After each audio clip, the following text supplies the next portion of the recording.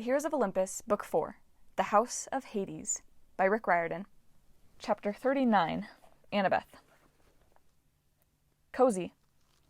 Annabeth never thought she would describe anything in Tartarus that way, but despite the fact that the giant's hut was as big as a planetarium and constructed of bones, mud, and dragon skin, it definitely felt cozy. In the center blazed a bonfire made of pitch and bone, yet the smoke was white and odorless, rising through the hole in the middle of the ceiling. The floor was covered with dry marsh grass and gray wool rugs.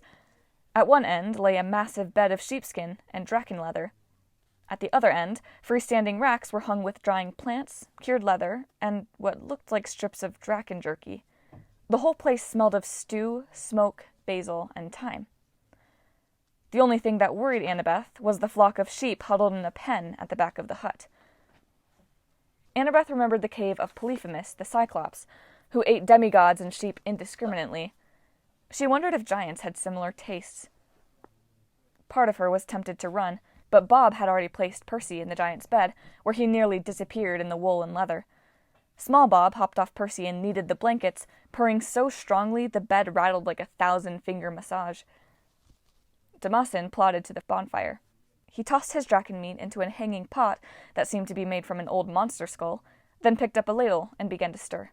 Annabeth didn't want to be the next ingredient in his stew, but she'd come here for a reason.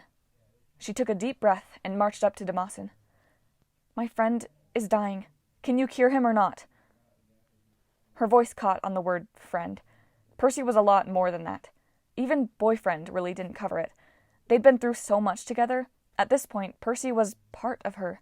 A sometimes annoying part, sure, but definitely a part she could not live without. Damasen looked down at her, glowering under his bushy red eyebrows. Annabeth had met large, scary humanoids before, but Damasen unsettled her in a different way. He didn't seem hostile.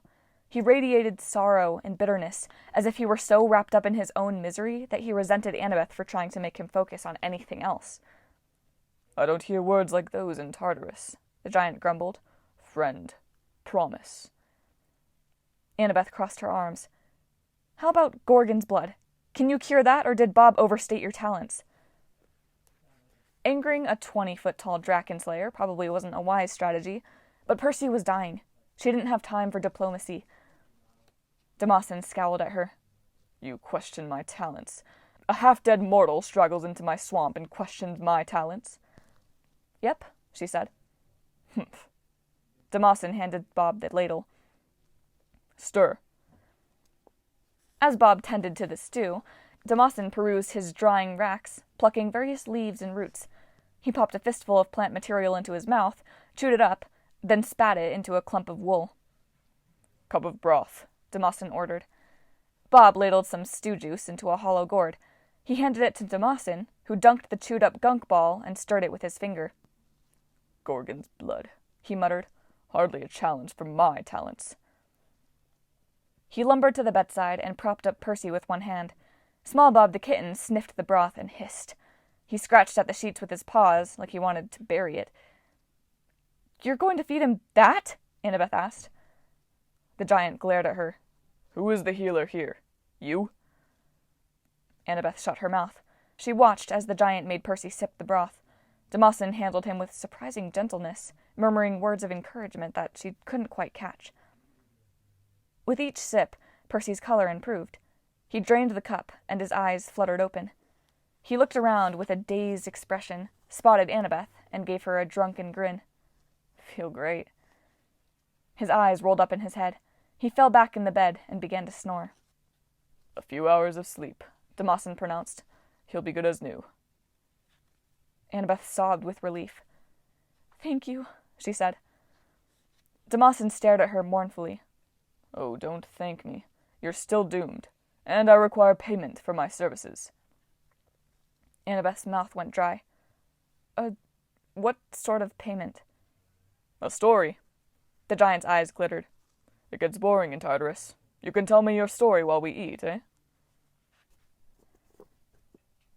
Annabeth felt uneasy telling a giant about their plans. Still, Damasen was a good host. He'd saved Percy. His draken meat stew was excellent, especially compared to firewater. His hut was warm and comfortable, and for the first time since plunging into Tartarus, Annabeth felt like she could relax, which was ironic since she was having dinner with a Titan and a giant. She told Damasen about her life and her adventures with Percy. She explained how Percy had met Bob, wiped his memory in the river Lethe, and left him in the care of Hades. Percy was trying to do something good, she promised Bob. He didn't know Hades would be such a creep. Even to her, it didn't sound convincing. Hades was always a creep. She thought about what the Arai had said, how Nico D'Angelo had been the only person to visit Bob in the palace of the underworld. Nico was one of the least outgoing, least friendly demigods Annabeth knew. Yet he'd been kind to Bob. By convincing Bob that Percy was a friend, Nico had inadvertently saved their lives. Annabeth wondered if she would ever figure that guy out. Bob washed his bowl with his squirt bottle and rag.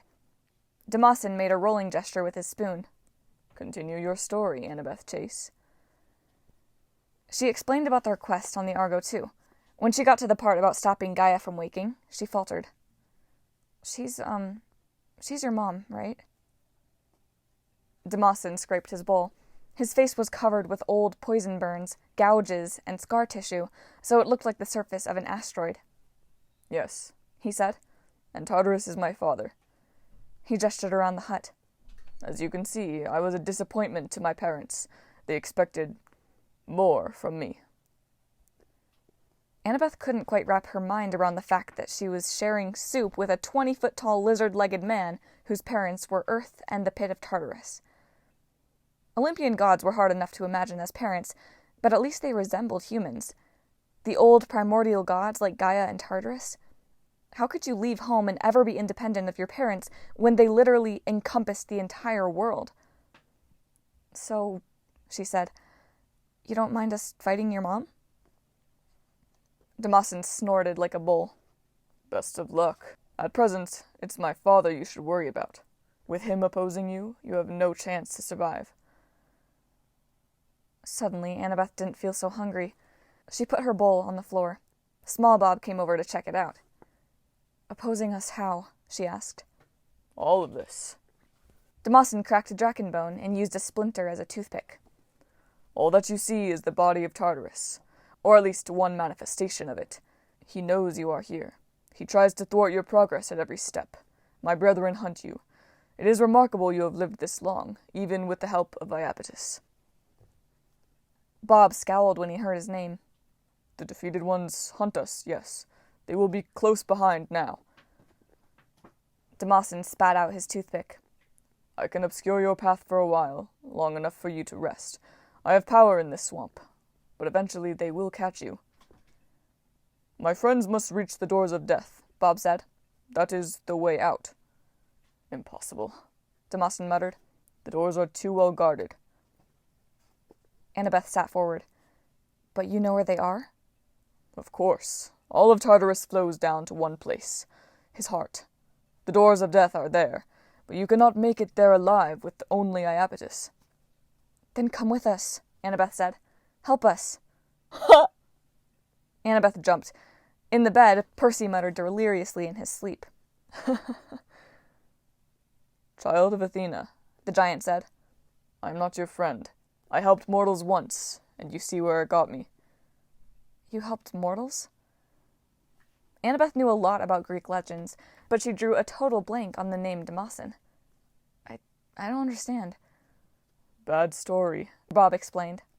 Good giants have bad stories. Damasen was created to oppose Ares. Yes, the giant agreed. Like all my brethren, I was born to answer a certain god. My foe was Ares, but Ares was the god of war, and so, when I was born... You were his opposite, Annabeth guessed. You were peaceful. Peaceful for a giant, at least, Damasen sighed. I wandered the fields of Maeonia, in the land you now call Turkey. I tended my sheep and collected my herbs. It was a good life, but I would not fight the gods. My mother and father cursed me for that. The final insult? One day the Maeonian draken killed a human shepherd, a friend of mine. So I hunted the creature down and slew it, thrusting a tree straight through its mouth. I used the power of the earth to regrow the tree's roots, planting the draken firmly in the ground. I made sure it would terrorize mortals no more. That was a deed Gaia could not forgive. Because you helped someone? Yes. Damasen looked ashamed. Gaia opened the earth, and I was consumed, exiled here in the belly of my father Tartarus, where all the useless flotsam collects, all the bits of creation he does not care for. The giant plucked a flower out of his hair and regarded it absently. They let me live, tending my sheep, collecting my herbs, so I might know the uselessness of the life I chose. Every day, or what passes for a day in this lightless place, the Maeonian Draken reforms and attacks me. Killing it is my endless task. Annabeth gazed around the hut, trying to imagine how many eons Damasen had been exiled here, slaying the Draken, collecting its bones and hide and meat, knowing it would attack again the next day. She could barely imagine surviving a week in Tartarus. Exiling your own son here for centuries? That was beyond cruel. "Break the curse," she blurted out. "Come with us." Damasen chuckled sourly. As simple as that. Don't you think I have tried to leave this place? It is impossible. No matter which direction I travel, I end up here again. The swamp is the only thing I know, the only destination I can imagine. No, little demigod, my curse has overtaken me. I have no hope left. No hope, Bob echoed. There must be a way. Annabeth couldn't stand the expression on the giant's face. It reminded her of her own father, the few times he'd confessed to her that he still loved Athena. He had looked so sad and defeated, wishing for something he knew was impossible. "Bob has a plan to reach the doors of death," she insisted. "He said we could hide in some sort of death mist." Death mist? Damasen scowled at Bob. You would take them to Aklis? It is the only way, Bob said. You will die, Damasen said. Painfully, in the darkness. Aklis trusts no one and helps no one. Bob looked like he wanted to argue, but he pressed his lips together and remained silent. "Is there another way?" Annabeth asked. No, Damasen said. The death mist. That is the best plan. Unfortunately, it is a terrible plan. Annabeth felt like she was hanging over the pit again, unable to pull herself up, unable to maintain her grip, left with no good options. "But isn't it worth trying?" she asked. "You could return to the mortal world. You could see the sun again." Damasen's eyes were like the sockets of the Draken's skull, dark and hollow, devoid of hope. He flicked a broken bone into the fire and rose to his full height, a massive red warrior in sheepskin and draken leather, with dried flowers and herbs in his hair. Annabeth could see how he was the anti-Ares. Ares was the worst god, blustery and violent. Damasen was the best giant, kind and helpful. And for that, he'd been cursed to eternal torment. Get some sleep, the giant said. I will prepare supplies for your journey. I am sorry, but I cannot do more. Annabeth wanted to argue, but as soon as he said sleep, her body betrayed her, despite her resolution never to sleep in Tartarus again. Her belly was full. The fire made a pleasant crackling sound.